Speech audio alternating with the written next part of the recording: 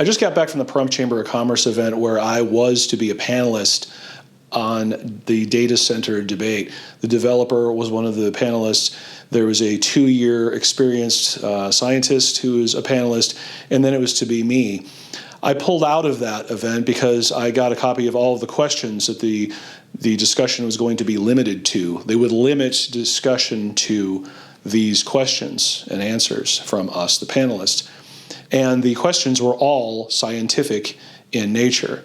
So I called up the organizer and I politely declined. I said, I can't answer scientific questions because I don't have a degree in science. But what I did do is I went down there this morning, just about an hour ago, and I brought a geologist, someone who worked at the test site for over 20 years. And I said, well, I have a scientist here that can answer all these scientific questions to oppose data centers, because I'm opposed to data centers.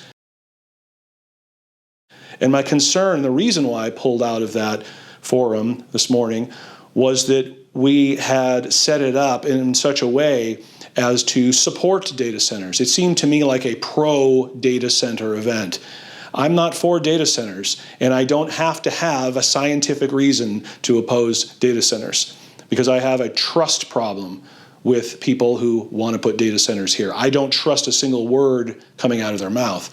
But they wouldn't let me say that at this event because the questions were restricted to scientific questions about which I just had no knowledge. I'm not a scientist.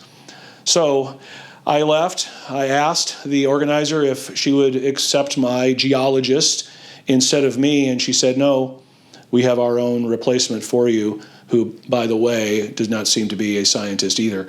So that's the status of what's going on. I believe that there is an active, organized effort to get you, to trick you into thinking that it's perfectly acceptable to have data centers here in Pahrump.